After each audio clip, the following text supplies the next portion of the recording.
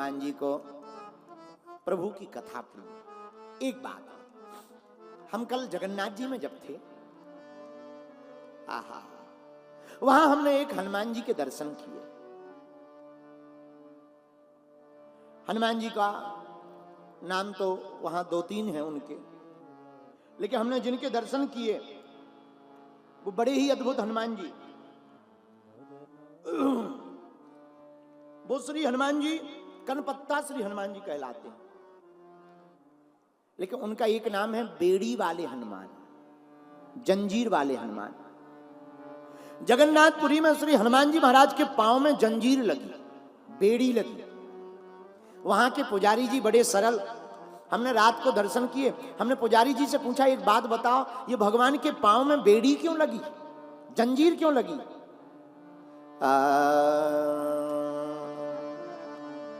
उन्होंने बताया, श्री जगन्नाथ प्रभु जी जब पुरी में विराजमान हो गए,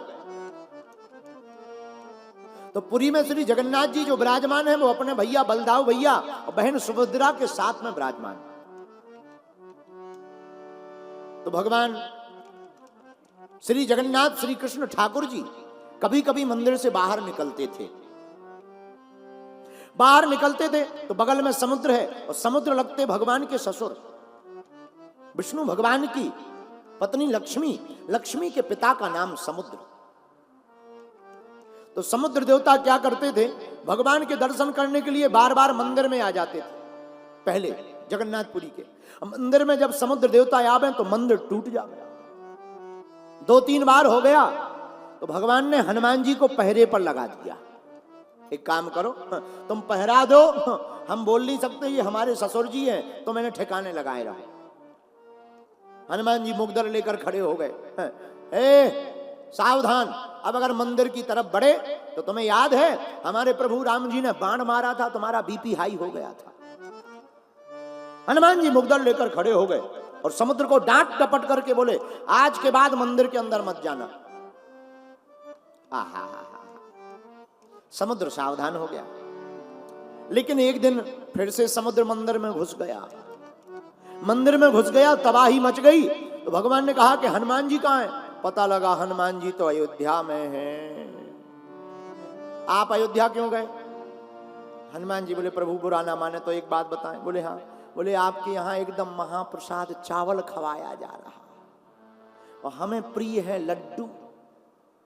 चावल में हमारा पेट नहीं भरता, हमें प्रिय लड्डू है, इसलिए प्रभु क्षमा करो, हम यहाँ नहीं रह पाएंगे, हमें सुबह शाम ड्यूटी दी जाए ताकि हम वहाँ चले जाएं। भगवान ठाकुर जी श्री जगन्नाथ जी बोले, नहीं ऐसा नहीं होगा, आप अयोध्या नहीं जाएंगे। आप अयोध्या जाते हैं, यहाँ मंदिर में समुद्र आ जाता है, आप यहीं पर खड़े रहो, हम तुम्हें एक लड्डू का थाल देते हैं, ये लड्डू कभी खत्म नहीं होंगे, जब मन हुआ करे तब पा लिया करो।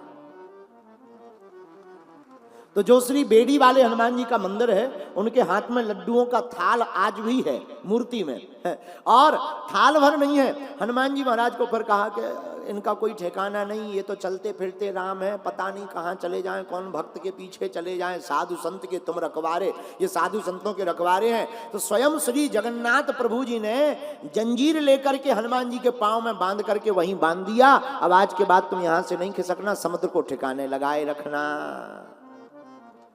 आज भी हनुमान जी वहां बैठे, श्री बेड़ी वाले हनुमान जी। आहा, मेरे प्रिय जनों, हनुमान जी महाराज को सेवा प्रिय है, इस कथा के द्वारा हम बताना चाह रहे हैं। हनुमान जी को सेवा प्रिय है, हनुमान जी को कथा प्रिय है, और हनुमान जी को राम नाम प्रिय है। आज भी समुद्र की लहरें श्री राम जय राम।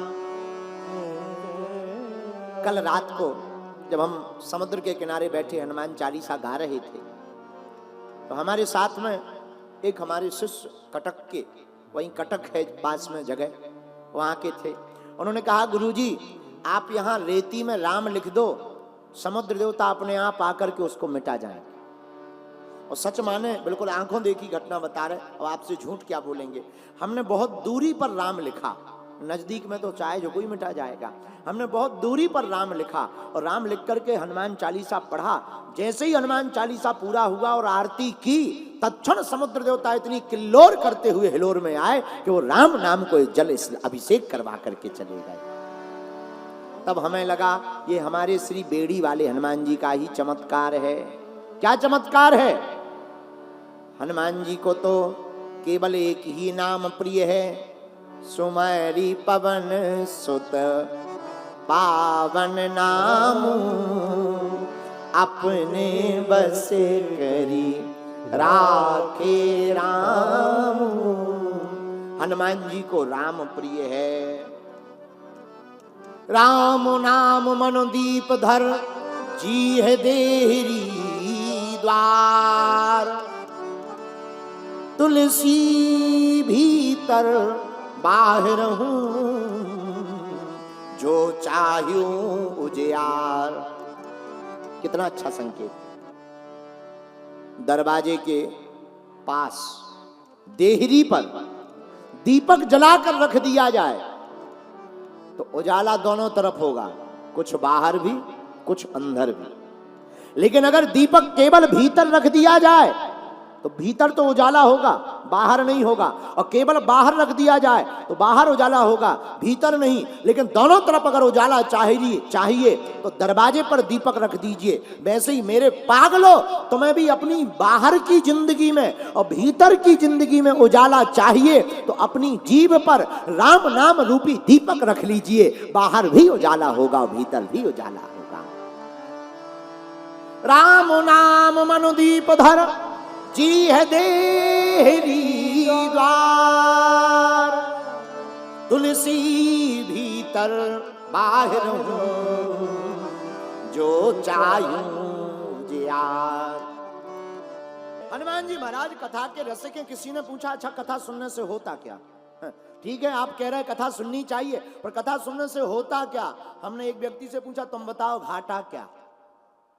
कथा सुनने से होता क्या? अरे तुम ही बताओ घाटा क्या? भैया कथा जीवन की वृथा मिटा देती है। हाँ। जो कथा में बैठता उसकी वृथा मिट जाती।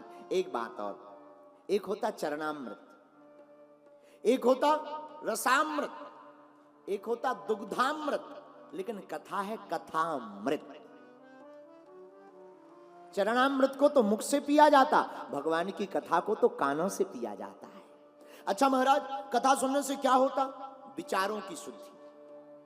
और किसी के विचार सुधर जाए, वो आदमी सुधर जाए।